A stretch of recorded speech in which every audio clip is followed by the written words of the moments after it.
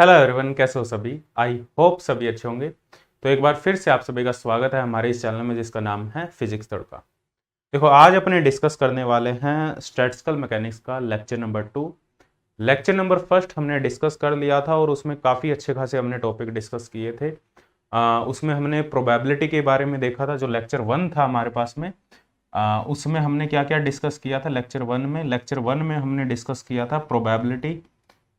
ठीक है, प्रोबेबिलिटी के बारे में थोड़ा इंट्रोडक्शन किया था हमने कि उस क्या है प्रोबेबिलिटी, वो सब सारी चीज़ें हमने डिस्कस की थी। और प्रोबेबिलिटी को हमने रिलेट किया था, फिर हमने डिस्कस किया था फेस स्पेस। फेस स्पेस के बाद में हमने माइक्रोस्टेट डिस्कस की थी, डिफरेंट टाइप की माइक्रोस्टेट कैसे कैलकुलेट करते हैं। और उसके बाद में हमने और भी बहुत सारे इसमें टॉपिक डिस्कस किए थे। प्रोबेबिलिटी, फेस स्पेस, माइक्रोस्टेट और degree of freedom, face space की डायमेंशन या डिग्री ऑफ फ्रीडम, उसके बारे में हमने बात की थी। ठीक है, वहां से एक क्वेश्चन जरूर आता है। डायमेंशनल एनालिसिस किया था हमने, गामा स्पेस के बारे में हमने डिस्कस किया था। ये सारे टॉपिक हमने डिस्कस किए थे। माइक्रोस्टेट, थर्मोडायनेमिक्स, प्रोबेबिलिटी, ये सारे टॉपिक हमने डिस्कस किए थे। एक सेकेंड। हाँ, आज देखो, आज अपने क्या डिस्कस करने वाले हैं इस लेक्चर में। अपने फेस स्पेस में हमने डायमेंशन वगैरह डिस्कस कर ली थी। आज अपने डिस्कस करने वाले हैं मेनली डेंसिटी ऑफ स्टेट के बारे में। ठीक है, या नंबर ऑफ माइक्रोस्टेट पर यूनिट एनर्जी। देखो, जो हमने पिछली क्लास में डिस्कस किया था ना स्टैटिस्टिकल मैकेनिक्स का, वो डिस्क्रीट लेवल पे था। Discrete level in the sense उसमें हमने कुछ एग्जांपल लिए थे, जैसे एक बॉक्स का एग्जांपल लिया। लेट्स से जैसे ये था हमारे पास में, तो समझने की कोशिश करना, इसको काफी इंटरेस्टिंग है। जैसे हमने एक बॉक्स का एग्जांपल लिया था, दिस इज आवर बॉक्स। ठीक है, और हमने कहा था इसमें चार पार्टिकल, दोनों ए बॉक्स है बी बॉक्स है, इसमें चार पार्टिकल है जो डिस्टिंग्विशेबल पार्टिकल है, ए बी सी डी। और इन चार पार्टिकल को इसमें फिल करना है, थ्रो करना है। तो हमारे पास में डिफरेंट टाइप हो सकते हैं जिनको अपने मैक्रोस्टेट कहेंगे। और एक डिफरेंट टाइप में भी बहुत सारी माइक्रोस्टेट हो सकती है। जैसे ये हमारे पास में या तो चारों इसमें आ जाए 4 1, ये एक स्टेट हो सकती है जिसको मैक्रो स्टेट कहेंगे। ये आ जाए, सॉरी, 40 31 22 1304, ये डिफरेंट टाइप की हमारे पास में क्या है, मैक्रो स्टेट है। ठीक है, और इनकी डिफरेंट टाइप की माइक्रो स्टेट हो सकती है। 40 की डिफरेंट माइक्रो स्टेट हो सकती है, 31 की अलग हो सकती है, 22 की अलग। और सबसे ज्यादा माइक्रो स्टेट जिस स्टेट की होगी वो मोस्ट प्रोबेबल स्टेट होगी। ठीक है, तो यहाँ पे ये जो बॉक्स है ना, ये इसमें अपने डिस्ट्रीब्यूट कर रहे थे। तो मतलब ये दो बॉक्स है, ये जो अलग अलग बॉक्स है ये शेल को रिप्रेजेंट करता है। और शेल किसको रिप्रेजेंट करता है, हेड या टेल को रिप्रेजेंट करता है। इतना हमने डिस्कस कर दिया था। कॉइन से यदि इसको रिलेट करें तो कॉइन में दो पॉसिबल शेट हो सकती है, हेड या टेल। ठीक है, सिमिलर वे में जो बॉक्स है हमारे पास में जिसमें हमें गैस को फिल करना है, तो उसमें जो एक शेल है वो एक स्टेट को रिप्रेजेंट करेगा। अब इसको अपने थोड़ा सा ओरिजिनल जो गैस है उससे रिलेट करके देखते हैं। और फेस स्पेस को अपने थोड़ा कंटिन्यूस लेवल में लेके जाते हैं। ये अभी कंप्लीट जो हमने किया डिस्कशन वो डिस्क्रीट लेवल में है। ठीक है, बात समझ में आ रही है। थोड़ा सा देखो, अभी समझ में आएगा तुम्हें ये कंप्लीट। अभी तुम्हें थोड़ा कंफ्यूजिंग लग रहा होगा स्टार्टिंग में, धीरे धीरे क्लियर हो जाएगा। अब अपने बात करते हैं। देखो, फेस स्पेस हमने सबसे पहले डिस्कस किया था। फेस स्पेस, एक सेकेंड। फेस स्पेस के बारे में हमने डिस्कस किया था और मैंने कहा था फेस स्पेस क्या रिप्रेजेंट करता है, कोई बताएगा।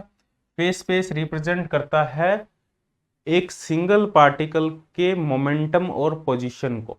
ठीक है, कोई भी single particle, it is a 6 dimensional space which represent the position and momentum of a single particle. Let's say this is our phase space, ये हमारा फेस स्पेस है।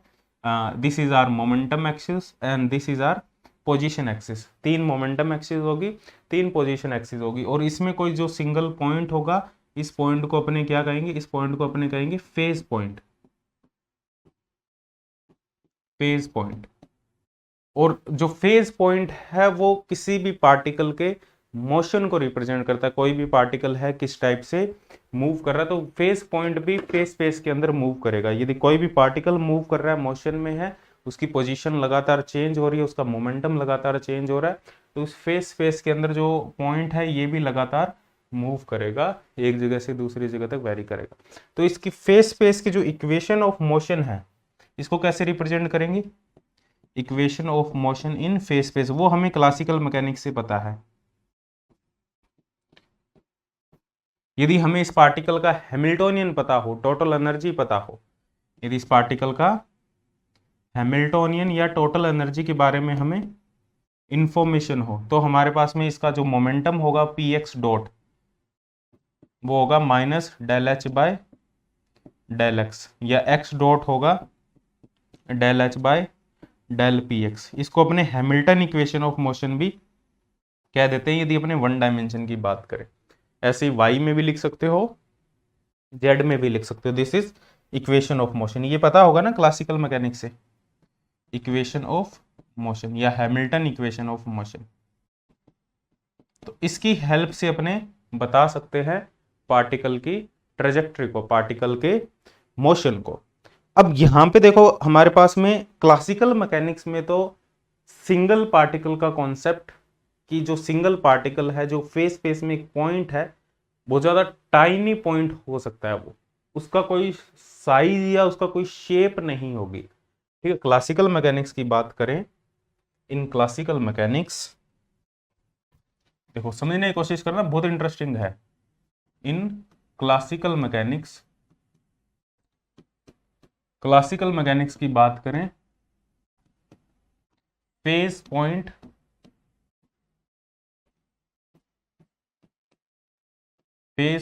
does not have any shape and size, any shape and size, उसका कोई भी shape नहीं होगा, उसका size नहीं होगा, एकदम टाइनी पार्टिकल होगा, स्मॉल पार्टिकल होगा। बट अपने यहाँ पे बात करें यदि क्वांटम मैकेनिकली, यदि अपने बात करें, हमें तो क्वांटम मैकेनिक्स में भी देखना है ना, क्वांटम मैकेनिक्स में भी हमें जाना, क्योंकि क्वांटम मैकेनिक्स भी अभी तक डेवलप हो चुकी है। तो क्वांटम मैकेनिकली बात करें, तो क्वांटम मैकेनिकली हमें पता है पोजीशन, एक अनसर्टेनिटी प्रिंसिपल पढ़ा होगा सभी ने, कि पोजीशन और मोमेंटम को साइमल्टेनियसली मेजर नहीं किया जा सकता। तो ये जो पॉइंट है ना, ये जितना ज्यादा स्मॉल पॉइंट होगा, उसका ये मतलब है कि we can measure momentum and position simultaneously. ये सिंगल पॉइंट है और इसका कोई शेप साइज नहीं है, तो इसका मतलब है we can measure momentum and position simultaneously. But in quantum mechanics we know that in position delta x delta p x there are some uncertainty h cut by 2 भी लिख सकते हो, एच कट भी लिख सकते हो। तो ये जो फेज पॉइंट है ना, ये टाइनी पॉइंट नहीं होगा, ये स्मॉल पॉइंट नहीं होगा, ये एक शेल होगा, एक छोटा सा बॉक्स होगा। ठीक है, जिसको अपने फेज पॉइंट कहेंगे क्लासिकल मैकेनिक्स में। क्लासिकल मैकेनिक्स में अपने क्लासिकल मैकेनिक्स में जो फेज पॉइंट है उसको स्मॉलेस्ट रख सकते हैं, अपने टाइनी पार्टिकल रख सकते हैं, जिसका कोई वॉल्यूम नहीं है, जिसका कोई साइज नहीं है, जिसकी कोई शेप नहीं है। बट इन क्वांटम मैकेनिक्स हमारे ऊपर रिस्ट्रिक्शन है, क्योंकि हमें पता है position and momentum simultaneously measure नहीं किए जा सकते। तो ये जो फेज पॉइंट है उसका कुछ ना कुछ शेप होगा, उसका कुछ ना कुछ साइज होगा, उसका वॉल्यूम होगा। तो वन डायमेंशन में उसका जो वॉल्यूम होगा वो एच कट होगा।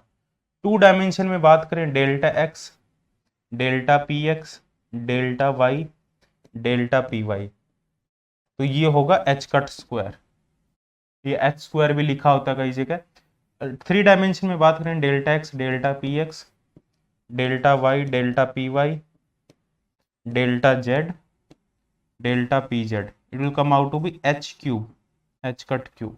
तो ये हमारे पास में फेस पॉइंट होगा जिसका ये वॉल्यूम होगा, और ये कहां से निकल के आता है? अनसर्टेनिटी से। तो क्वांटम मैकेनिक्स में बात करें, तो क्वांटम मैकेनिक्स में यदि ये फेस स्पेस है हमारे पास में, तो इसमें जो स्मॉलेस्ट पॉइंट होगा वो एक वॉल्यूम होगा, जिसका वॉल्यूम कितना होगा? एच कट क्यूब, क्योंकि पोजीशन और मोमेंटम को साइमल्टेनियसली मेजर नहीं किया जा सकता। इसको अपने हाइपर वॉल्यूम भी अपने इसको क्या देते हैं। ठीक है, तो एच कट क्यूब होगा ये हमारे पास में। तो अब इसके अंदर अनसर्टेनिटी है। ठीक है, यदि हमारा मोमेंटम और पोजीशन इसके अंदर लाई करते हैं, तो हमें एग्जैक्टली नहीं पता what is the momentum and what is the exact position. ठीक है, हमें अनसर्टेनिटी है, हमें पोजीशन और मोमेंटम के बारे में अनसर्टेनिटी, हमें एग्जैक्ट वैल्यूज नहीं पता। ठीक है, यदि इस बॉक्स के अंदर वो लाई कर रहा है तो it is A black box, इसको ब्लैक बॉक्स कह सकते हैं, क्योंकि इसके अंदर हमें नहीं पता कि what is the position and what is the momentum, उसके बारे में कोई इंफॉर्मेशन नहीं है। This is the smallest element in phase space in quantum mechanics. ठीक है, जिसको अपने फेज शेल भी अपने कहेंगे, इसी को ही अपने कहेंगे फेज शेल, इससे स्मॉलेस्ट नहीं हो सकता फेज शेल।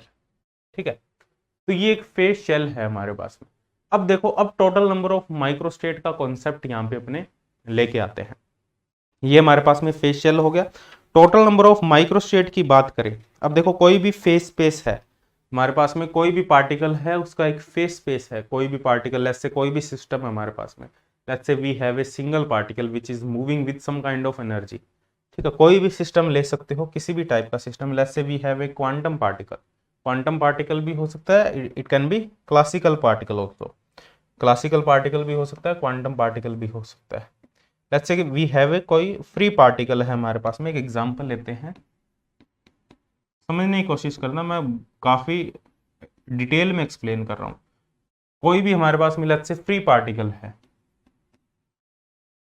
फ्री पार्टिकल, और फ्री पार्टिकल है तो उसकी कुछ एनर्जी है p²/2m। It is a free particle, it is moving freely, there is no force, it can be इधर इन जीरो पोटेंशियल और it can be in constant potential. Constant potential या zero potential में जब particle होगा तो उस पर net force की वैल्यू जीरो होगी, तो उसकी जो टोटल एनर्जी है दैट इज p²/2m। तो ये इसकी टोटल एनर्जी है and it is moving some kind of motion, motion में है, रैंडमली मूव कर रहा है। तो इसका एक फेज स्पेस डायग्राम होगा, क्योंकि इसकी पोजीशन चेंज हो रही है, इसका मोमेंटम चेंज हो रहा है, तो इसका एक फेज स्पेस वॉल्यूम अवेलेबल होगा। ये p है, लेट्स से वो हमारे पास में 1 डायमेंशन में मूव कर सकता है, लेट्स से it is moving in 3 dimension. तो इसमें हमारे पास में एक वॉल्यूम अवेलेबल होगा, जिस वॉल्यूम के अंदर ये पार्टिकल रहेगा, क्योंकि इसकी एनर्जी पे कंस्ट्रेंट्स है, there is constraints on the energy of the particle. इसके मोमेंटम पे कंस्ट्रेंट्स है, इसकी पोजीशन पे कंस्ट्रेंट्स है, रिस्ट्रिक्शंस है, तो उसकी लिमिट होगी कि वो उस फेज स्पेस के एरिया में रहेगा, उससे बाहर नहीं जा सकता। ऐसे नहीं है भाई ये किसी भी मोमेंटम को पोजेस कर लेगा, किसी भी पोजीशन को पोजेस कर लेगा, ऐसा नहीं है। एक बाउंड्री होगी उसकी, वो बाउंड्री कौन डिसाइड करेगा? वो बाउंड्री इसकी एनर्जी डिसाइड करेगी। ठीक है, तो इसको अपने कहेंगे, जो उसकी बाउंड्री होगी, उसके अंदर का जो स्पेस होगा, इसको अपने कहेंगे accessible phase space. Accessible phase space, this is accessible phase space. ठीक है, ये फेज स्पेस एक्सेसिबल होगा, इसके अंदर ही पार्टिकल घूम सकता है, पार्टिकल इसके अंदर घूम सकता है, इसका मतलब पार्टिकल का मोमेंटम और पोजीशन इसके अंदर ही लाई करेगी। ठीक है, ये है total accessible phase space. Phase space available कितना है? टोटल एक्सेसिबल फेज स्पेस या phase space available, phase space available कितना है हमारे पास में, ये हमारे पास में। तो यहाँ नंबर ऑफ माइक्रोस्टेट का एक अलग हमारे पास में फॉर्मूला निकल के आता है। वो क्या फॉर्मूला निकल के आता है? या टोटल नंबर ऑफ जो माइक्रोस्टेट है वो total number of phase shell के इक्वल है। जितने फेज शेल है उतनी माइक्रोस्टेट है। Total number of microstate is equal to total number of phase shell. तो total number of phase shell, एक शेल का वॉल्यूम कितना है 3 डायमेंशन में, h⁻³ तो total number of phase shell कितने होंगे? टोटल इसका वॉल्यूम अपॉन एक शेल का वॉल्यूम, तो total number of phase shell निकल जाएंगे। ये आएगा total accessible volume, total accessible volume upon volume of 1 phase shell. एक फेज शेल, एक टोटल एक्सेसिबल वॉल्यूम कितना है हमारे पास में, उसको एक शेल के वॉल्यूम से यदि डिवाइड कर दे तो हमारे पास में क्या निकल के आ जाएगा, टोटल नंबर ऑफ माइक्रोस्टेट है वो निकल के आ जाएगी। ठीक है, टोटल एक्सेसिबल जो वॉल्यूम है उसका जो फॉर्मूला है हमारे पास में, वॉल्यूम ऑफ फेस शेल का जो फॉर्मूला है, क्योंकि एक एलिमेंट लेंगे यदि, टोटल एक्सेसिबल वॉल्यूम, ये क्या होगा हमारे पास में, ये होगा हमारे पास में समीशन इंटीग्रेशन, 6 डायमेंशनल है तो dx dpx dy dpy dz dpz, ये हमारे पास में टोटल एक्सेसिबल वॉल्यूम होगा। वो लिमिट पे डिपेंड करेगा कि हमारे पास में लिमिट क्या है। ठीक है, लिमिट हमें सिस्टम की एनर्जी से पता लगेगी, जो जो भी पार्टिकल मूव कर रहा है उसकी एनर्जी क्या है, वहां से हमें लिमिट पता लगेगी। ठीक है, ये एनर्जी गिवन है ना, जैसे सिंगल पार्टिकल है, ये अपने एग्जाम्पल भी करेंगे अभी अपने इसमें, अभी एक्सप्लेन कर रहा हूँ, ये एनर्जी है, यहाँ से लिमिट पता लगेगी, हमें कैसे पता लगेगी वो डिस्कस करेंगे अभी। ठीक है, ये हमारे पास में टोटल एक्सेसिबल वॉल्यूम है। जैसे अपने बात करें, एक सिंपल एग्जाम्पल की बात करें, एप्लीकेशन ऑफ फेस स्पेस की अपने बात करें, लेट्स से हमारे पास में 1 डायमेंशन हार्मोनिक ऑसिलेटर है, उसके लिए अपने बात करते हैं total number of possible phase shell कितने होंगे, उसकी टोटल पॉसिबल माइक्रोस्टेट कितनी होगी, वहीं से अपने डेंसिटी ऑफ स्टेट पे आ जाएंगे। ठीक है, वहीं से डेफिनेशन आएगी डेंसिटी ऑफ स्टेट की। ठीक है, क्लियर है यहां तक? ठीक है, एक बार नोट कर लो इसको, अपने आगे बढ़ते हैं। हाँ, अब अपने बात करते हैं 1 डायमेंशन एग्जाम्पल ले लेते हैं अपने, 1 dimensional harmonic oscillator. 1 dimension harmonic oscillator है, हार्मोनिक 1 डायमेंशन हार्मोनिक ऑसिलेटर का मतलब क्या है, let's say we have spring mass system, spring है, it is attached with mass m, this is 1 dimensional harmonic oscillator. ठीक है, पेंडुलम भी ले सकते हो और ये भी ले सकते हो। इसकी जो एनर्जी की बात करें, 1 डायमेंशनल हार्मोनिक ऑसिलेटर की जो एनर्जी होती है, टोटल एनर्जी की बात करें तो टोटल एनर्जी क्या होती है, p²/2m, ये x डायरेक्शन में मोमेंटम है, px²/2m प्लस हाफ के x²। तो ये देखो एनर्जी किस टर्म में है, मोमेंटम की टर्म में और पोजीशन की टर्म में।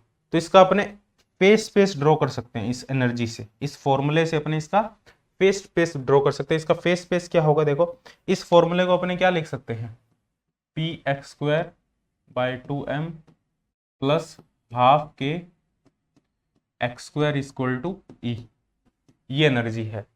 ठीक है, तो इसको अपने ये लिख सकते हैं px²/2me प्लस हाफ के x²/e = 1। तो px और x में हमारे पास में ये इक्वेशन आ रही है, तो इसको ये भी लिख सकते हैं px²/a² x²/b² = 1। a² क्या है, a क्या है हमारे पास में √2me, और b क्या है हमारे पास में √2e/k।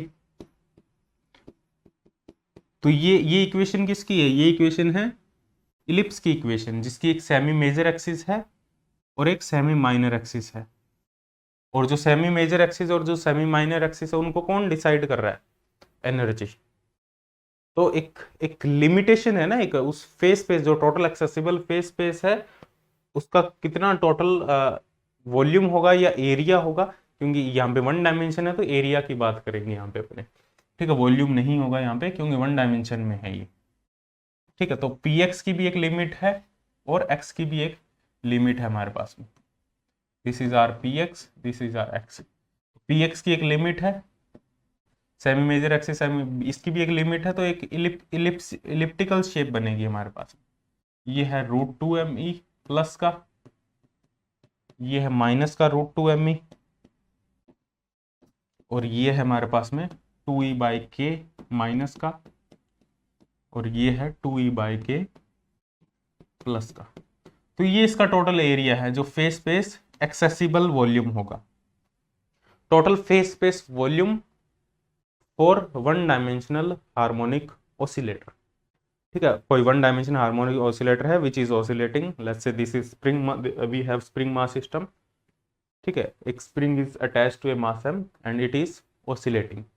ठीक है, अनडैम्प्ड है, ये कोई डैम्पिंग नहीं है, it is continuously oscillating with same amplitude, ठीक है, कोई एम्पलीट्यूड में डिके नहीं हो रहा, अनडैम्प्ड ऑसिलेटर है, ठीक है। तो इसका जो फेस स्पेस है, उसका जो फेस स्पेस एक्सेसिबल वॉल्यूम है दैट इज दिस।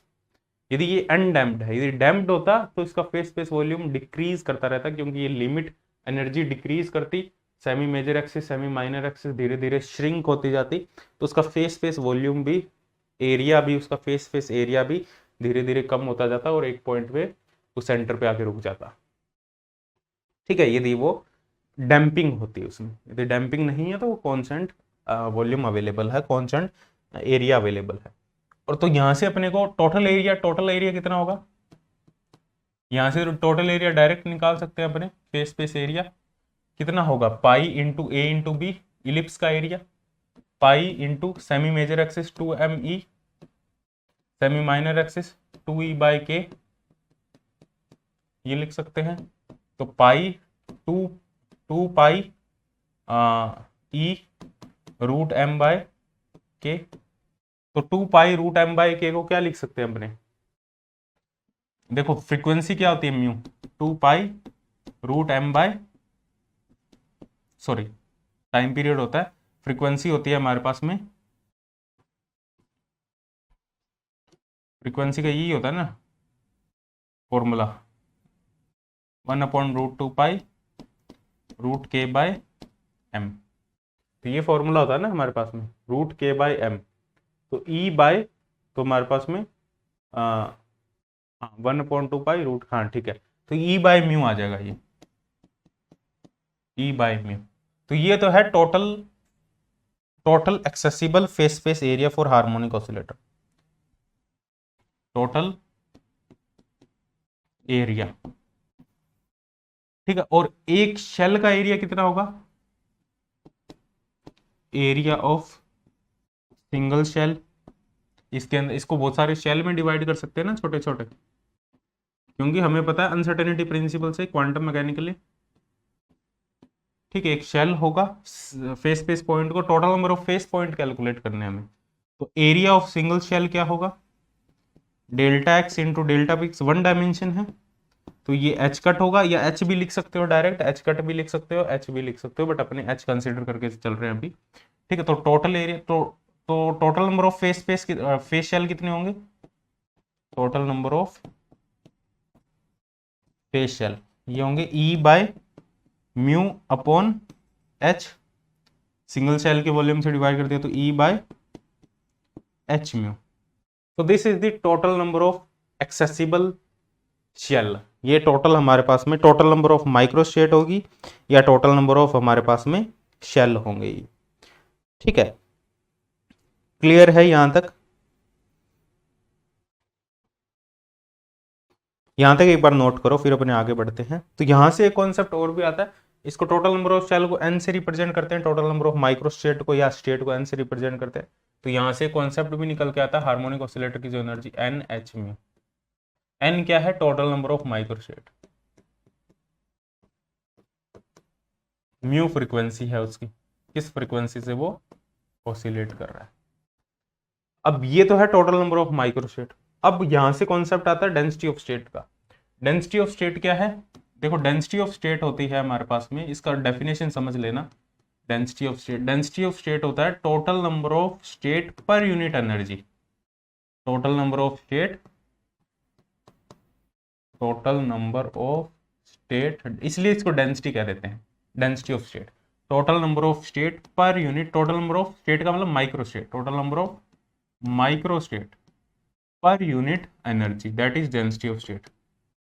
और टोटल नंबर ऑफ स्टेट कितनी थी हमारे पास में इस पर्टिकुलर केस में, n, तो पर यूनिट एनर्जी मतलब इसको एनर्जी के रिस्पेक्ट में डिफरेंशिएट कर दो, dN/d, इसको अपने लिखेंगे density of state, dN/d, total number of microstate पर यूनिट एनर्जी, तो ये आ जाएगा d/de E/hμ, यही है n, E/hμ, तो E के रिस्पेक्ट में डिफरेंशिएट कर देंगे तो 1/hμ, तो ये आ जाएगा हमारे पास में डेंसिटी ऑफ स्टेट,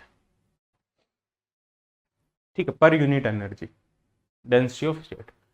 अब यदि हमें निकालना है कि डीई रेंज में हमारे पास में कितने टोटल नंबर ऑफ हमारे पास में टोटल नंबर ऑफ माइक्रोस्टेट है, कोई हमें पर्टिकुलर एक डीई रेंज गिवन है, तो ये तो है पर यूनिट एनर्जी।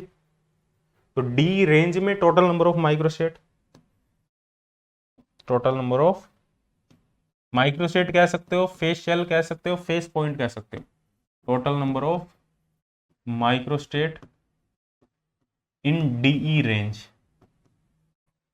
लेट्स से हमें कोई डीई रेंज गिवन है, तो पर यूनिट वॉल्यूम तो पर यूनिट एनर्जी गिवन है, इसको डी से मल्टीप्लाई कर दो तो ये आ जाएगा डीई इंटू डीई, ये आ जाएगा डीई अपॉन एच में, ये आ जाएगा हमारे पास। ठीक है, पर यूनिट एनर्जी रेंज की अपने वो बात कर रहा है, डी अपॉन एच में। ठीक है, पर मतलब डी रेंज में total number of microstate D into D H में, ये है पर यूनिट एनर्जी, ये है डी रेंज में। ठीक है, इस टाइप से अपने इसको कैलकुलेट कर सकते हैं। इसको फटाफट से नोट करो, फिर अपने आगे बढ़ते हैं। अब अपने एक और एग्जाम्पल डिस्कस करते हैं, हम फ्री पार्टिकल का एग्जाम्पल डिस्कस करते हैं, फिर अपने आगे बढ़ते हैं इसमें। ठीक है, फ्री पार्टिकल डिस्कस करते हैं। ये तो एक एग्जाम्पल हो गया हार्मोनिक ऑसिलेटर। अब अपने डिस्कस करते हैं फ्री पार्टिकल। देखो, फ्री पार्टिकल के लिए डिस्कस करते हैं। फ्री पार्टिकल की यदि अपने बात करें, फ्री पार्टिकल मतलब कोई भी फोर्स नहीं लग रहा, देयर इज नो पोटेंशियल, जैसे उसकी जो टोटल एनर्जी है वो फ्री एनर्जी है p²/2m। जैसे 3 डायमेंशन में मूव कर रहा है, free particle moving in 3 dimension. देखो, खुद करने की कोशिश करो, इसको कैसे करोगे, टोटल नंबर ऑफ माइक्रोस्टेट कैसे कैलकुलेट करोगे। इसको ऐसे लिख सकते हैं px²/2m plus py²/2m plus pz²/2m। ये हमारे पास में फ्री पार्टिकल। ठीक है, हमें क्या निकालना है, total number of microstate. Total number of microstate का क्या फॉर्मूला है, total accessible volume upon h³। ठीक है, यदि अपने वॉल्यूम की बात करें, 3 डायमेंशन की बात करें, तो इट इज वॉल्यूम। ठीक है, तो टोटल नंबर ऑफ माइक्रोस्टेट क्या आएगी, total number of microstate. Let's say इसके जो फ्री पार्टिकल है उसकी जो मोमेंटम रेंज है वो -∞ से +∞ है, एक्स डायरेक्शन में भी, वाई डायरेक्शन में भी और जेड डायरेक्शन में भी। तो टोटल नंबर ऑफ माइक्रोस्टेट क्या आएगी, उसको ओमेगा से भी लिख देते हैं कई बार, और कई बार एन से भी लिख देते हैं, कई बार ओमेगा से भी लिखा मिल जाएगा तुम्हें, कुछ बुक्स में कई जगह तुम्हें एन से भी लिखा मिल जाएगा, तो कोई दिक्कत वाली बात नहीं है यहाँ पे। तो total number of microstate, total accessible volume, face space volume accessible, तो ये 6 डायमेंशन है, तो dx dy dz dpx dpy dpz और अपॉन h³। तो यही होगा टोटल एक्सेसिबल वॉल्यूम। बट जो एनर्जी है वो एक्स वाई जेड पे तो डिपेंड ही नहीं करी, तो एक्स वाई जेड तो इंडिपेंडेंट हो गया, तो एक्स वाई जेड को अलग कर लिया हमने, dx dy dz, और dpx dpy dpz को अलग कर लिया, dpz अपॉन h³। इसको अपने लिख दिया volume v, L into L³ v volume लिख दिया, इसको लिख दिया v/h³। कॉन्स्टेंट वॉल्यूम है ये तो, क्योंकि एनर्जी इस पे डिपेंड नहीं कर रही, तो जो पार्टिकल है उसका जो XYZ वाला जो वॉल्यूम है, ठीक है, वो कॉन्स्टेंट है v/h³। तो ये आ जाएगा dpx dpy dpz। तो ये टोटल वॉल्यूम हमें निकालना है, तो ये है टोटल नंबर ऑफ माइक्रोस्टेट। ठीक है, यदि अपने बात करें, देखो ये टोटल नंबर ऑफ माइक्रोस्टेट सिर्फ मोमेंटम पे डिपेंड कर रही है, dpx dpy dpz, इसका टोटल मोमेंटम हमें यहाँ कैलकुलेट करना पड़ेगा।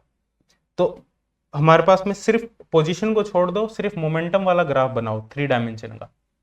ये हमारे पास में देखो px py pz, ये भी बना सकते हो तुम। इसमें कोई वॉल्यूम होगा, इसके अंदर कोई वॉल्यूम होगा ना हमारे पास में, px की लिमिट -∞ से +∞, pz की लिमिट भी, py की लिमिट भी। तो इसमें यदि अपने बात करें, तो इसमें सबसे पहले अपने बात करें, लेट्स से एक अपने डीपी रेंज ले लेते हैं, एक डीपी रेंज, जैसे डी रेंज ली थी ना हमने पिछले केस में, डी रेंज में टोटल नंबर ऑफ माइक्रोस्टेट, यहां ले लेते हैं dp range. Let's consider dp range, dp range, dp range में total number of particle. Dp range लेंगे तो लेट्स से पी रेडियस ले ली हमने और एक डीपी रेंज ले ली, ये डीपी रेंज है, ये वाली रेंज। लेट्स से ये स्फेरिकल शेप है जिसकी रेडियस पी है, रेडियस पी है और रेंज क्या है इसकी डीपी। तो इसमें हमें टोटल नंबर ऑफ माइक्रोस्टेट निकालनी है, फिर उसको इंटीग्रेट कर देंगे। इसमें टोटल नंबर ऑफ माइक्रोस्टेट कितनी होगी डीपी रेंज के अंदर, ये डीपी रेंज है, ये वाली रेंज डीपी, और इसकी पी रेडियस है, ठीक है। पी रेडियस मतलब p x i cap plus p y z cap plus p y k cap, और ये डीपी रेंज है। तो इसमें total number of accessible microstate कितनी होगी in dp range, total number of microstate in dp range. तो इसको अपने क्या लिख सकते हैं, इसको अपने ओमेगा पी डीपी लिख सकते हैं, ओमेगा पी डीपी से मल्टीप्लाई कर दो, क्योंकि ये पी डिपेंडेंट है इस वजह से इसको ओमेगा पी लिख दिया हमने, ओमेगा पी डी। तो ये आएगा हमारे पास में v बाई एच क्यूब और ये आएगा 4 पाई पी स्क्वायर डीपी, यही होगा ना। इसका जो वॉल्यूम है, इसका वॉल्यूम, इसका सरफेस एरिया कितना है 4 पाई पी स्क्वायर, और कंप्लीट इसकी विड्थ कितनी है डीपी, तो 4 pi p square into DP. इसको इंटीग्रेट करेंगे तो टोटल नंबर ऑफ निकल के आ जाएगा हमारे पास। तो ये है डीपी रेंज में, ये फॉर्मूला मोस्ट इंपोर्टेंट फॉर्मूला है, ठीक है। और इसको इंटीग्रेट कर देंगे तो टोटल निकल जाएगा, ये टोटल आ गया। तो इसको अपनों ने क्या लिख दिया, इस टर्म को अपनों ने क्या लिख दिया 4 पाई पी स्क्वायर डीपी, ठीक है। और यहाँ पे डीपी आ गया, इंटीग्रेशन हटा दिया, इंटीग्रेट कर देंगे तो कंप्लीट निकल जाएगा। तो हमने डीपी रेंज में निकाल लिया, डीपी रेंज में v by H cube 4 pi p square DP. तो ये मोस्ट इंपोर्टेंट फॉर्मूला है, ठीक है। टोटल नंबर ऑफ जो स्टेट होगी डीपी रेंज में v by H cube 4 pi p square DP. यदि एनर्जी की टर्म में बात करें, एनर्जी टर्म्स में, इन टर्म्स ऑफ एनर्जी, एनर्जी की टर्म में ये क्या होगा हमारे पास में,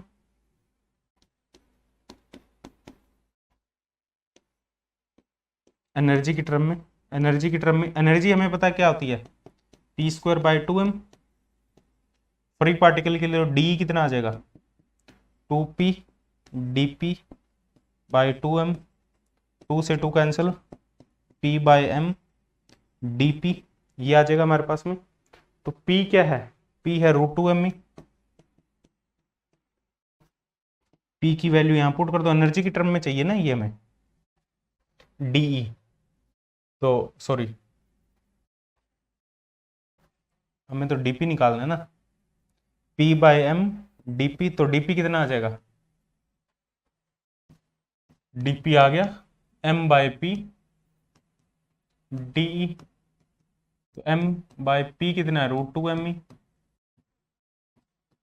इंटू de, ठीक है, √2m आ गया। तो ये आ जाएगा √m अपॉन √2e de, ये dp आ गया। तो यहां इसको क्या लिख देंगे omega e D in energy range, density of state, number of microstate in D range, ठीक है। तो v by H cube 4 pi p square की जगह क्या आ जाएगा 2me, और dp की जगह क्या आ जाएगा √m √2e de, ये आ जाएगा हमारे पास में, ठीक है।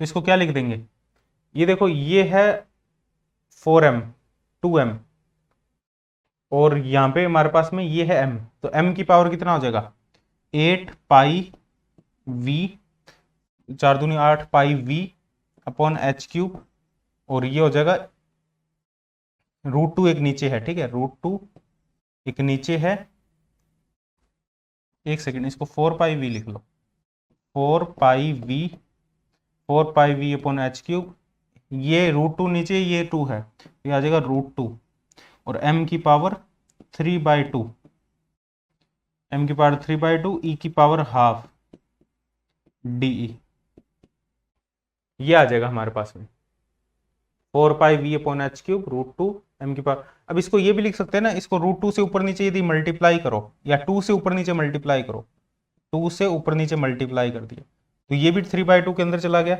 और ये आ गया 2πv अपॉन h³, ये आ जाएगा 2m की पावर 3/2 e की पावर हाफ d। तो ये आएगा density of state in D energy range for free particle. Free particle के लिए, ठीक है, ये सभी के लिए नहीं है, फ्री पार्टिकल के लिए 2πv/h³। यदि फ्री पार्टिकल कोई जिसकी स्पिन गिवन हो तो एक 2 का फैक्टर और आ जाएगा हमारे पास में, क्योंकि स्टेट डबल हो जाएगी, डेंसिटी ऑफ स्टेट ही तो है ये, तो स्टेट डबल हो जाएगी तो 2 का फैक्टर और आ जाएगा। यदि इलेक्ट्रॉन गिवन है जिसकी स्पिन हाफ है तो एक 2 का फैक्टर और मल्टीप्लाई में आ जाएगा। तो ओमेगा ई डी क्या होगा 2πv। ये फॉर्मूला भी तुम्हें पता होना चाहिए, एक ये वाला फॉर्मूला और एक ये वाला फॉर्मूला, ठीक है। कोई भी पार्टिकल मूव कर रहा है ना v वेलोसिटी से, तो उसकी possible density of state D range में कितनी माइक्रो स्टेट उस पार्टिकल की हो सकती है। If a particle is freely moving, कोई particle let's say this particle is freely randomly moving, randomly move कर रही है पार्टिकल, तो इस पार्टिकल के पास में कुछ एनर्जी है and there are some limitation on this energy, कुछ रिस्ट्रिक्शंस है इस एनर्जी पे। तो इस एनर्जी के कोरस्पॉन्डिंग टोटल माइक्रोस्टेट कितनी हो सकती है। जैसे हमने डिस्कस किया था ना, कोई हमारे पास में कॉइन्स है, ठीक है, और उन कॉइन्स की अलग अलग स्टेट है, माइक्रोस्टेट, हेड टेल, तो उसमें पॉसिबल माइक्रोस्टेट कितनी हो सकती है किसी पर्टिकुलर स्टेट की, ठीक है। तो वही सेम रिलेशन यहाँ है हमारे पास में, सेम रिलेट करके देखो उस चीज को, तो सेम रिलेशन यहाँ पे हमारे पास ओमेगा ई डी ये हमारे पास में निकल के आ जाएगा, ठीक है। और पर यूनिट एनर्जी की बात करें तो वो सिर्फ ओमेगा ई जो टोटल नंबर ऑफ माइक्रोस्टेट, जो यदि पर यूनिट एनर्जी की अपने बात करें तो वो सिर्फ ओमेगा होगा, डी ओमेगा बाई डी कर दो उसको, तो सिर्फ ओमेगा होगा, डी यहां से हटा दो तो पर यूनिट एनर्जी रेंज निकल जाएगा, पर यूनिट एनर्जी रेंज।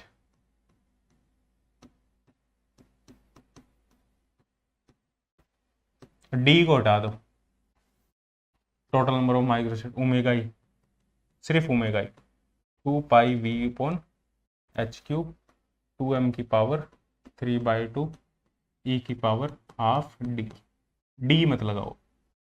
तो ये है पर यूनिट एनर्जी रेंज, ये है डी रेंज में या डीपी रेंज में या डी रेंज में। पर यूनिट एनर्जी रेंज निकालना है, पर यूनिट मोमेंटम रेंज निकालना है, तो यहाँ से डीपी हटा दो तो पर यूनिट मोमेंटम रेंज निकल जाएगा हमारे पास में, ठीक है। इस टाइप से अपने सोल्व कर सकते हैं, यहाँ से डी हटा देंगे अपने। देखो नेक्स्ट इसमें अपने डिस्कस करें फोटोन गैस के लिए, अपने यदि डिस्कस करें फोटोन गैस, फोटोन गैस की जो एनर्जी होती है, लेट्स से फोटोन पार्टिकल है, उसका कोई रेस्ट मास नहीं होता, उसकी ये एनर्जी होगी E = PC, energy of photon in terms of momentum. तो इसका भी सेम ही निकल जाएगा, ठीक है। तो इसका ओमेगा पी डीपी क्या होगा, वही है ओमेगा पी डीपी, तो V/h³ 4πp² dp, photon gas है हमारे पास में 4πp² dp। अपने यहां से डी निकालेंगे तो क्या आएगा dp/c, ठीक है। तो ये वैल्यू यहां पुट कर दो, ओमेगा ई डी क्या आ जाएगा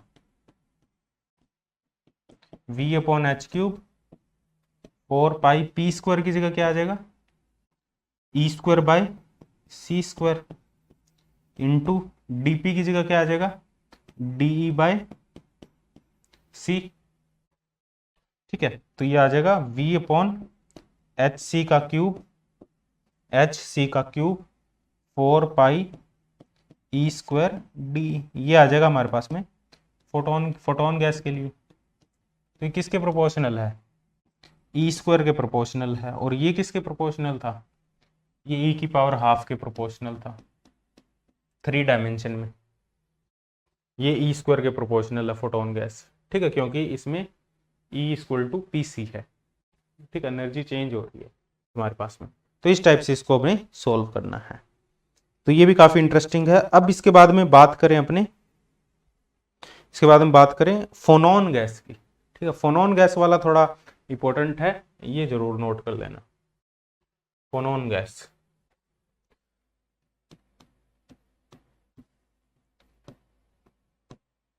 अब ये फोनॉन गैस कौन सी गैस होती है, क्या ये भी किसी टाइप की गैस होती है? अब देखो इनको सभी को गैस से कंपेयर कर रहे हैं, जो फोनॉन गैस है, फोटोन गैस है, इलेक्ट्रॉन गैस है। स्टैटिस्टिकल मैकेनिक्स में जो पार्टिकल का ये जो ग्रुप होता है उसको गैस कंसिडर कर देते हैं। Let's say electron free metal है जिसमें फ्री इलेक्ट्रॉन है, ठीक है, कोई भी मेटल है, let's say we have a metal, ये मेटल है, ठीक है, और इस मेटल के अंदर फ्री इलेक्ट्रॉन है। तो इन इलेक्ट्रॉन को स्टैटिस्टिकल मैकेनिक्स में इसको इलेक्ट्रॉन गैस कंसीडर कर लिया, बस इस इलेक्ट्रॉन की कुछ प्रॉपर्टीज है, ठीक है, और इसके अपने इसका डिस्ट्रीब्यूशन देखेंगे, इसके मोस्ट प्रोबेबल स्टेट देखेंगे, वो सारी चीज़ें अपने कैलकुलेट करेंगे, ठीक है, इसका प्रेशर मोमेंटम वहाँ से निकल के आ जाएगा। सिमिलर वे में एक फोटोन गैस होगी, जैसे हमारे पास में ब्लैक बॉडी रेडिएशन है, this is our black body, इसके अंदर इलेक्ट्रोमैग्नेटिक रेडिएशन है, ठीक है, this is EM radiation, electromagnetic radiation. Electromagnetic radiation मतलब हमें पता है जो लाइट है वो फोटोन है, तो इसके अंदर फोटोन पार्टिकल है, तो इसके अंदर फोटोन पार्टिकल है यदि, तो इसको अपने गैस कंसीडर कर लेंगे, कौन सी गैस, फोटोन गैस कंसीडर कर लेंगे। जो बोसॉन पार्टिकल होंगे तो बोस आइंस्टाइन कंडेंसेशन में आ जाएगा, ठीक है, सिमिलर वे में। तो सिमिलर वे में हमारे पास में जो लैटिस वाइब्रेशन है, ठीक है, तो यहाँ जो इलेक्ट्रोमैग्नेटिक रेडिएशन है वो किस वजह से है, फोनॉन की वजह से। यहाँ पे फ्री इलेक्ट्रॉन है, जो मेटल है उसमें क्या है, फ्री इलेक्ट्रॉन, तो इलेक्ट्रॉन गैस। यहाँ पे फोटोन पार्टिकल है तो फोटोन गैस। अब सिमिलर वे में हमारे पास में जो लैटिस वाइब्रेशन है, लैटिस वाइब्रेशन, सॉलिड की बात करें, सॉलिड स्टेट फिजिक्स की बात करें, सॉलिड स्टेट फिजिक्स में जो लैटिस वाइब्रेशन है, क्योंकि कोई भी वाइब्रेशन या कोई भी एनर्जी ट्रांसफर है वो किसी ना किसी पार्टिकल की वजह से हो रही है। इलेक्ट्रोमैग्नेटिक रेडिएशन ट्रांसफर कर रही है तो they are due to photon particle, ठीक है, किसी भी टाइप का कुछ भी ट्रांसफर हो रहा है तो it is associated with A particle. तो यहाँ पे हमारे पास में सॉलिड स्टेट फिजिक्स में यदि हमारे पास में कोई लैटिस है जिसमें पार्टिकल कनेक्टेड है, इंटरमोलिकुलर फोर्स है, ठीक है, ये इंटरमोलिकुलर फोर्स है हमारे पास में, तो ये वाइब्रेट कर रहा है, let's say this lattice is vibrating, ये लैटिस वाइब्रेट कर रहा है, इसको डिस्प्लेस कर दिया, तो यहाँ पे भी तो एनर्जी ट्रांसफर हो रही है। तो एनर्जी ट्रांसफर होने का जो सबसे स्मॉलेस्ट पैकेट है, जैसे लाइट में एनर्जी ट्रांसफर हो रही है उसमें सबसे स्मॉलेस्ट पैकेट को हमने फोटोन ले लिया, तो यहाँ जो एनर्जी ट्रांसफर हो रही है उसमें सबसे स्मॉलेस्ट जो एलिमेंट होगा या जो पैकेट होगा जिसकी टर्म्स में बात करेंगे, स्मॉलेस्ट पैकेट, उसको अपने क्या कंसिडर करेंगे, फोनॉन, फोनॉन पार्टिकल होगा, ये अपने सॉलिड स्टेट फिजिक्स में भी पढ़ते हैं, फोनॉन पार्टिकल, लैटिस वाइब्रेशन से एसोसिएटेड जो पार्टिकल होगा फोनॉन, क्योंकि एक वेव होगी, एक वेव ट्रांसफर होगी, जब इसको डिस्प्लेस करेंगे एक वेव होगी, फोनॉन वेव, उस वेव से एसोसिएटेड पार्टिकल जो होगा उसको फोनॉन पार्टिकल कहेंगे, ठीक है, बात समझ में आई। और फोनॉन पार्टिकल जो होगा हमारे पास में, उसके लिए हमें नंबर ऑफ माइक्रोस्टेट निकालनी है, ठीक है, तो इससे एसोसिएटेड जो फोनॉन से एसोसिएटेड जो वेव है ना, उसका एक नेचर है, ठीक है, सॉलिड स्टेट फिजिक्स में भी अपने पढ़ते हैं, बट यहाँ मैं डायरेक्टली तो मैं बता रहा हूँ, कंप्लीट वहाँ ब्लोच थ्योरम वगैरह से अपने प्रूफ करते हैं कि इसका नेचर क्या है, इसका कुछ इस टाइप का नेचर है कि ये जो वेव है वो पीरियोडिक नेचर की वेव होगी।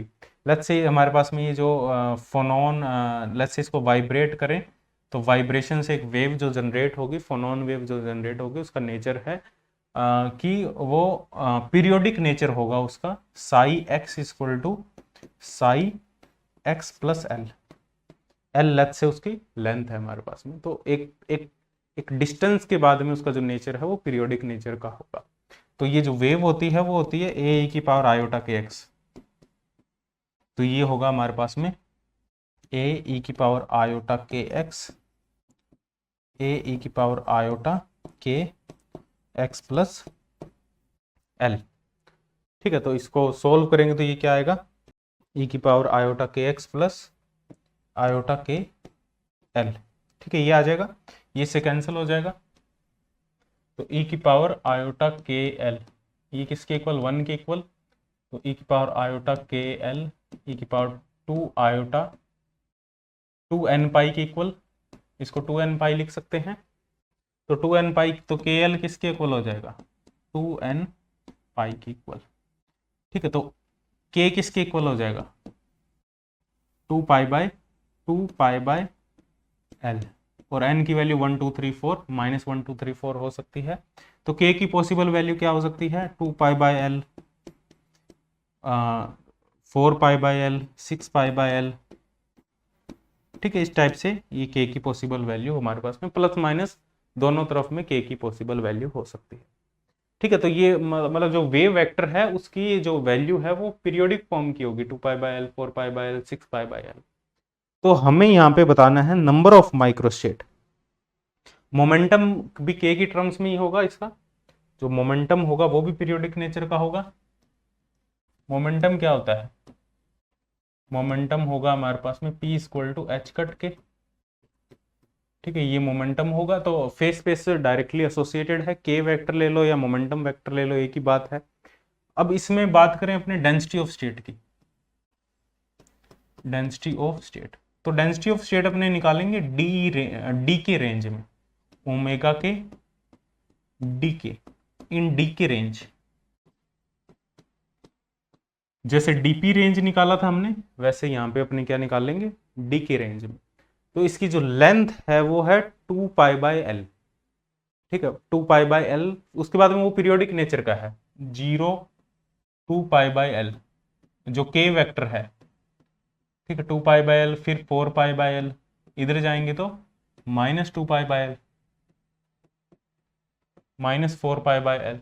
तो इसमें जो नंबर ऑफ स्टेट होगी डेंसिटी डी के रेंज में, तो डी के रेंज में पर यूनिट लेंथ जो होगा, इसका फॉर्मूला तुम्हें याद रखना है। डी के रेंज जैसे हमने वहां पे निकाला था ना, डी रेंज या डीपी रेंज में जो नंबर ऑफ हमने वहां क्या देखा था, total number of accessible volume, ठीक है, upon volume of phase shell, जो एक सिंगल शेल था। यहाँ कहानी अलग होगी, यहाँ होगा हमारे पास में यहाँ अपने 1 डायमेंशन की लेंथ की बात करें, 2 डायमेंशन की भी बात करेंगे, अपने 3 डायमेंशन की भी बात करेंगे। तो यहाँ पे देखो टोटल रेंज क्या है, टोटल रेंज हमने ले ली D k range, D k range में, और इसके यूनिट जो हमने वहां क्या देखा था, फेस जो शेल था उसका वॉल्यूम या उसका साइज। ठीक है, यहाँ 1 डायमेंशन है, तो ये हमारे पास में स्मॉलेस्ट यूनिट होगी 2 पाई बाय एल। ठीक, और डी के रेंज कोई भी, लेट्स से यहाँ से लेके यहाँ तक ये डी की रेंज है, कुछ भी ले सकते हो तुम डी की रेंज। ठीक है, ये पूरी डी की रेंज है, तो इसमें से स्मॉलेस्ट एलिमेंट, इन दोनों का रेशियो ले लो, डी के अपॉन 2 पाई बाय एल। ये हो गया हमारे पास में 1 डायमेंशन में। ठीक है, density of state in d k range. तो इसको ये भी लिख सकते हैं एल अपॉन 2 पाई डी के। तो पर यूनिट वेव वेक्टर हमारे पास में डेंसिटी ऑफ, जो डेंसिटी ऑफ स्टेट होगी वो क्या होगी, पर यूनिट वेव वेक्टर, तो वो होगी ओमेगा के। ठीक है, डी, इसको ये भी लिख सकते हैं डी के भी लिख सकते हो तुम, ओमेगा भी लिख सकते हो, कुछ भी कोई फर्क नहीं पड़ता, ओमेगा भी लिखा होता है, कई बार डी के भी लिखा होता है, डी के। ठीक है, इक्वल टू एल अपॉन 2 पाई, डी के नहीं आएगा ये।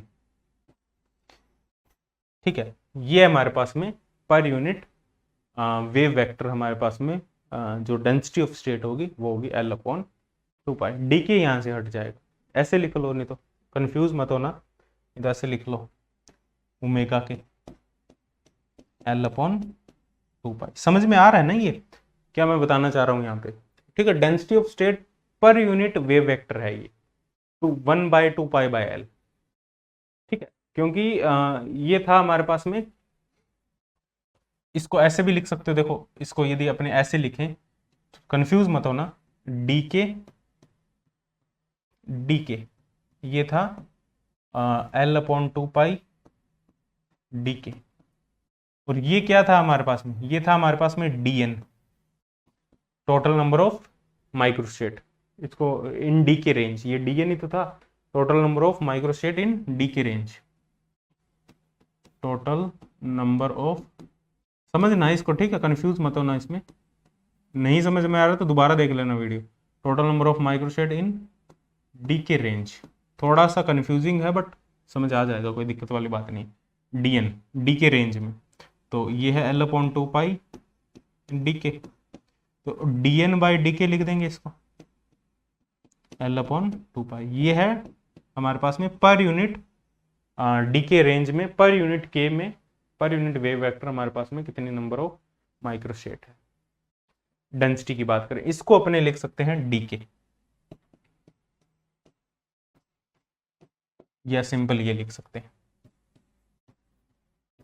एनर्जी लिखा जाता है बार बार मेरे से, ये एनर्जी नहीं है, के वेक्टर है, ठीक है, वन डायमेंशन में। तो ये आ गया हमारे पास। अब यहां से अपने इसको मोमेंटम की टर्म में भी लिख सकते हैं, तो बट तुम्हें ज़्यादा यूजफुल डी के रेंज वाला होगा। ओमेगा के डी के भी लिख सकते हो, और या तुम डी के भी लिख सकते हो, कैपिटल डी से भी लिख सकते हो, कोई दिक्कत वाली बात नहीं, दोनों में लिखा जाता है। L upon 2 pi into D के। मोमेंटम क्या है, एच कट के डी पी क्या होगा, एच कट डी के, ठीक है। तो यहां से ये क्या आ जाएगा, omega P d P, L upon 2 पाई डी के की जगह D P upon h cut, तो ये आ जाएगा L by 2 pi, H cut को क्या लिख देंगे, एच अपॉन 2 पाई, डीपी से 2 पाई से 2 pi cancel, L upon H DP. ये देखो सबसे सिंपलेस्ट केस है, ये तो समझ में आ रहा है, लेंथ को एच से डिवाइड कर दिया जो टोटल लेंथ थी, ठीक है, omega P DP in terms of momentum. जो जो इन टर्म्स ऑफ डी के था वो रेसिप्रोकल था, एल अपॉन 2 पाई कर दिया था, यहाँ पे एल अपॉन एच आ गया। और एनर्जी की रेंज में यदि एनर्जी हमारे पास में है रूट, एनर्जी है पी स्क्वायर बाय 2m, तो P है रूट 2me, तो यहां से अपने निकाल सकते हैं dp 1 अपॉन, ऐसे निकाल लो ना, पी स्क्वायर है 2me 2p dp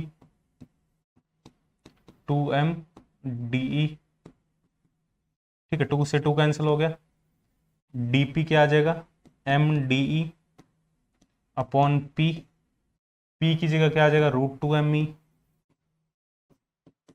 ठीक है, तो root m de upon root 2e, इसकी वैल्यू यहाँ पुट कर दो, एनर्जी की रेंज में निकालना है तो ओमेगा ई डी ई, ये क्या आ जाएगा हमारे पास में, L upon h d p की जगह root m d e upon root 2e। तो ये किस पे डिपेंड कर रहा है, ये एनर्जी की पावर -12 पे डिपेंड कर रहा है वन डायमेंशन में, ठीक है। तो इस टाइप से इसको सॉल्व करना है। क्लियर है यहाँ तक, कोई दिक्कत नहीं है, एनर्जी की पावर -12 पे डिपेंड कर। 2 डायमेंशन की बात करें,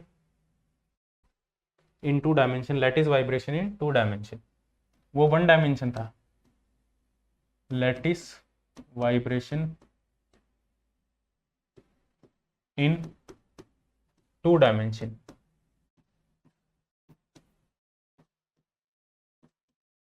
टू डायमेंशन की बात करें, देखो डेंसिटी ऑफ स्टेट हमने लिखा था ओमेगा के डी के 1 डायमेंशन में, ओमेगा के डी के इन 1 डायमेंशन में लिखा था, क्या लिखा था, देखो डी के upon 2 pi by L, D के अपॉन डी के रेंज ली थी 2 पाई बाई एल, सबसे स्मॉलेस्ट एलिमेंट, जो फेस शेल जिसको कह देते हैं, सबसे स्मॉलेस्ट एलिमेंट लिया था, ठीक है, और डी के एक रेंज ली थी, डी के रेंज, ठीक है। अब अपने बात करें 2 डायमेंशन में, तो 2 डायमेंशन में जो रेंज, जो अब अपने को डीके नहीं लेना 2 डायमेंशन में, 2 डायमेंशन में अपने को एरिया लेना है, ठीक है, कंप्लीट। 2 डायमेंशन में ये kx है, ये ky है, तो 2 डायमेंशन में हमारे पास में ये एक्सेसिबल एरिया है, इसमें से एक smallest element 2 pi by L इसकी लेंथ है, 2 पाई बाई एल, तो जो स्मॉलेस्ट एलिमेंट होगा वो 2 पाई बाई एल का होल स्क्वायर होगा, जो शेल होगा, और इसमें अपने टोटल एक्सेसिबल जो वॉल्यूम होगा हमारे पास में, वो ये ले लेते हैं अपने, के रेडियस ले लेते हैं, तो ये हो जाएगा 2 पाई के डी के,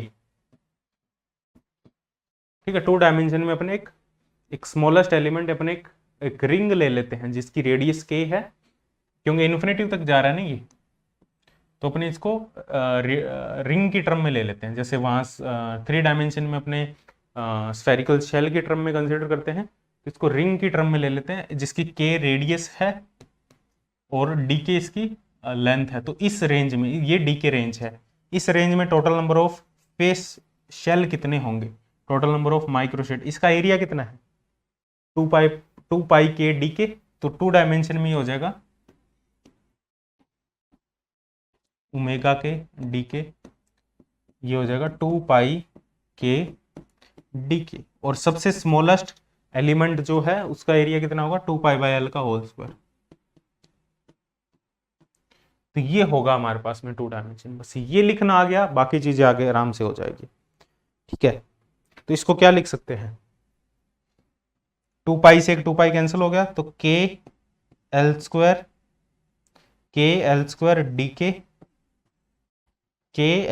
डी के नीचे 2 पाई, एक 2 पाई से 2 पाई कैंसिल हो गया, के एल स्क्वायर डी के। तो ये आ जाएगा ओमेगा के डी के। तो यहां से हमें निकालना है इन टर्म्स ऑफ मोमेंटम। ये समझ में आया ना क्या किया मैंने? देखो मैंने यहाँ पे 2 डायमेंशन है के एक्स के वाई, तो इसको क्या ले लिया हमने, इसमें एक स्मॉलेस्ट अपने एलिमेंट ले लिया, ये रेंज ले ली हमने डी की रेंज 2 डायमेंशन में, ये डी की रेंज होगी। इसको आगे तक बढ़ाते जाओगे पूरा एरिया कवर कर देगा 2 डायमेंशन वाला। वहां हमने सिर्फ डी के लिया था 1 डायमेंशन में, क्योंकि वहां डी के को आगे बढ़ाते जाओगे वो पूरा कवर कर देगा लेंथ को, माइनस इन्फिनिटी से प्लस। लेकिन 2 डायमेंशन में हमें इस टाइप से एक रिंग शेप लेनी पड़ेगी, जिसको रेडियस को आगे बढ़ाते जाओगे पूरा 2 डायमेंशन एरिया कवर हो जाएगा। ठीक है, तो इस टाइप से इसको सॉल्व करना है। तो यहां पे क्या आ जाएगा, P है एच कट के, तो dp क्या होगा एच कट डी के। ठीक है, तो ओमेगा पी डी पी क्या आ जाएगा, के की जगह क्या आ जाएगा, के की जगह आ जाएगा p बाय एच कट, के की जगह एल स्क्वायर को लिख दिया ए एरिया है, एल स्क्वायर एरिया। ठीक है, डीके की जगह क्या आ जाएगा, dp upon h cut, d k की जगह dp upon h cut upon 2 pi. Clear है? एच कट को अपने क्या लिख सकते हैं, 2 पाई ऊपर आ जाएगा, पी ए इंटू 2 पाई, एक 2 पाई ये रहा, एक 2 पाई कैंसिल हो जाएगा, एक 2 पाई ऊपर रहेगा, नीचे एच स्क्वायर आ जाएगा इंटू डीपी। तो ये तो आ जाएगा हमारे पास में मोमेंटम की टर्म में, p a 2 pi h square, या इसको ये भी लिख सकते हैं 2 pi a h square p d p, ये भी लिखा जा सकता है 2 pi a h square p d p. अब एनर्जी की टर्म में बात करें, in terms of energy,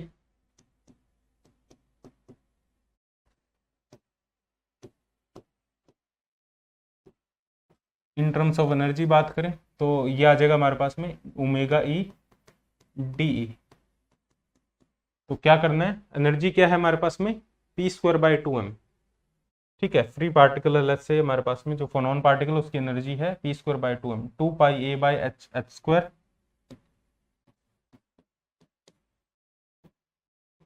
into P d P. तो पी की जगह क्या आ जाएगा, √2m। डीपी की जगह डीपी हमने निकाला था, ये रहा डीपी, ये रहा √m by √2e into d, √m by √2e into d. तो यहां देख लो एनर्जी किस पे डिपेंड कर रही है, ई की पावर हाफ और ई की पावर हाफ कैंसिल हो जाएगा। तो यहाँ यह जो डेंसिटी ऑफ स्टेट डिपेंड कर रहा है ई की पावर 0 पे, यहाँ ई की पावर 0 पे डिपेंड कर रहा है। ठीक है, एनर्जी डिपेंडेंट नहीं है, क्यों कैंसिल हो रही है एनर्जी। ये तो है 2 डायमेंशन में, 3 डायमेंशन में भी कैलकुलेट कर सकते हो। 3 डायमेंशन में क्या होगा देखो, अब तो तुम खुद कर लोगे 3 डायमेंशन वाला।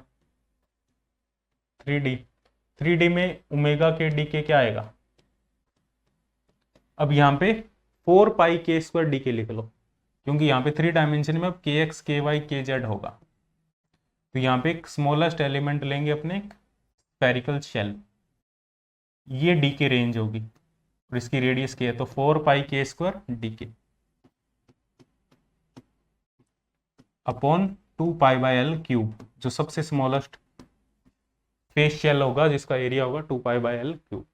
ठीक है, तो ये आ जाएगा हमारे पास में L cube upon 2 pi into 2 पाई का होल स्क्वायर इंटू 4 पाई के स्क्वायर डी के। तो 2 पाई से ये कैंसिल हो गया, 2 बचा, तो 2 एल क्यूब के स्क्वायर डी के अपॉन 4 पाई स्क्वायर। तो एक 2 से ये 2 कैंसिल हो गया, तो एल क्यूब के स्क्वायर डी के upon 2 pi square. L cube को अपने वॉल्यूम लिख दो, वी के स्क्वायर डी के 2 पाई स्क्वायर। बस इसको मोमेंटम में चेंज कर लो। अब पी है एच कट के,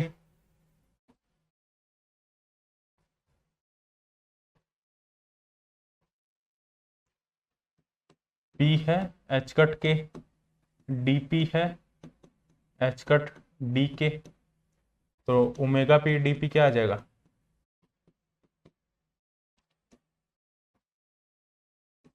ओमेगा पी डीपी आ जाएगा वॉल्यूम के स्क्वायर को P square by H cut square, के स्क्वायर को P square by H cut square लिख दिया, डी के को DP by H cut upon 2 pi square. ठीक है, तो ये आ जाएगा v into P square H cut cube, नीचे आ जाएगा एच कट क्यूब, तो एच क्यूब 2 पाई क्यूब, ऊपर 2 पाई क्यूब आ जाएगा इंटू डीपी, यही आ जाएगा। देखो कोई गलती तो नहीं है ना, हाँ ठीक है। तो एच 2 पाई क्यूब, तो नीचे एक 2 पाई स्क्वायर भी है। ठीक है, तो v इंटू पी स्क्वायर, ये आ जाएगा 2 पाई से एक 2 पाई कैंसिल हो जाएगा, तो ये 2 पाई स्क्वायर, इसको पूरा ही लिख लो ना, 2 पाई स्क्वायर, तो ये आ जाएगा 2 का क्यूब 8 पाई cube upon h cube 2 pi square into DP. ठीक है, 2 से ये कैंसिल हो गया, 4 पाई स्क्वायर से एक पाई बचेगा, तो ये आ जाएगा हमारे पास में 4 V P square pi H cube DP. तो ये पी स्क्वायर के प्रोपोर्शनल है, तो एनर्जी की टर्म में निकाल लो, इजी है। 4 पाई पी स्क्वायर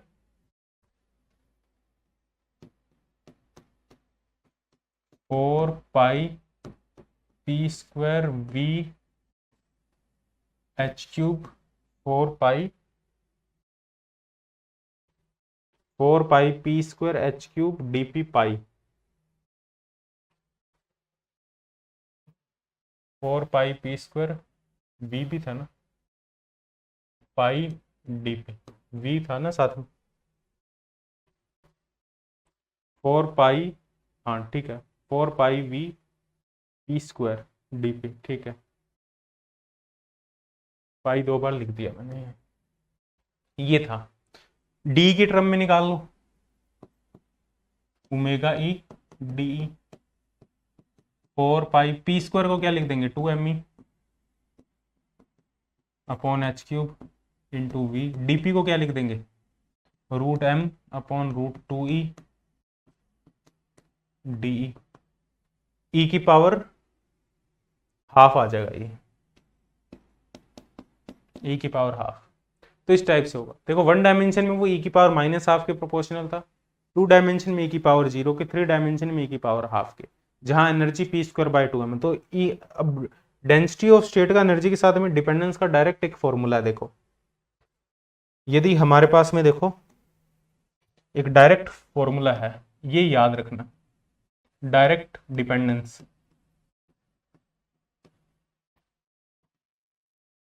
ये याद रखना for exam point of view,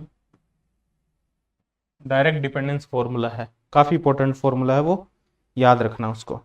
ठीक है, मैं बता देता हूं। देखो यदि एनर्जी मोमेंटम का डिपेंडेंस गिवन है हमें, एनर्जी मोमेंटम की पावर s पे यदि डिपेंड कर रही है, if energy is depending on p to the power s। s की वैल्यू 1 हो सकती है, जैसे p² 2m था, तो s की वैल्यू 2 है यहाँ पे, ये हमें गिवन है यदि, ठीक है। तो डेंसिटी ऑफ स्टेट का जो फॉर्मूला होगा, जो डेंसिटी ऑफ स्टेट होगी, ये लिख सकते हो या ओमेगा ई भी लिख सकते हो, वो डिपेंड करेगा e की पावर d/s-1। d यहां पे क्या, d डायमेंशन को रिप्रेजेंट करता है। जैसे हमें एनर्जी गिवन है, लेट्स से p²/2m, तो एनर्जी p²/2m गिवन है, तो s कितना है 2, तो 3d के लिए, 2d के लिए, 1d के लिए डिपेंडेंस निकालो, e की पावर 3d के लिए 3/2 - 1 e की पावर हाफ, 2d के लिए 2/2 - 1, तो ये 0 e की पावर 0, और इसके लिए e की पावर -हाफ। यदि हमारे पास में e p²/2m है, यदि e pc है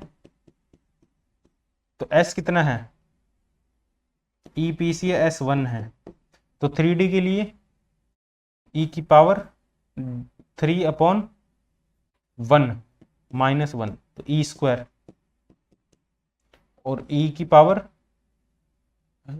2/1 - 1 e की पावर 1, e की पावर 1/1 - 1 e की पावर 0, ये हो जाएगा।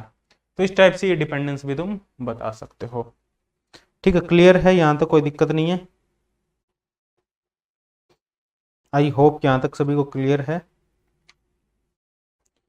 ठीक है, तो बाकी अपने ये डेंसिटी ऑफ स्टेट कंप्लीट हुआ। ये आगे यूजफुल होगा, इस वजह से ही करवा दिया पूरा। ये सब चीजें यूजफुल होगी आगे, ठीक है, जब भी तुम करोगे आगे, अपने आगे टॉपिक पढ़ेंगे, जो भी डेंसिटी ऑफ स्टेट जहां भी यूज होगी। तो डेंसिटी ऑफ स्टेट तुम्हें समझ में आ गया भाई, डेंसिटी ऑफ स्टेट है क्या। डेंसिटी ऑफ स्टेट का मतलब है energy density, number of phase point या नंबर ऑफ फेस शेल पर यूनिट एनर्जी रेंज। उसकी एक एनर्जी रेंज गिवन होगी, उसका एक एनर्जी कंस्ट्रेंट्स गिवन होगा, एक रिस्ट्रिक्शन होगा, उसकी एक बाउंड्री होगी। ठीक है, तो हमने क्या क्या डिस्कस किया इस लेक्चर में, देखो। हाँ, ये सारी चीजें हमने डिस्कस की।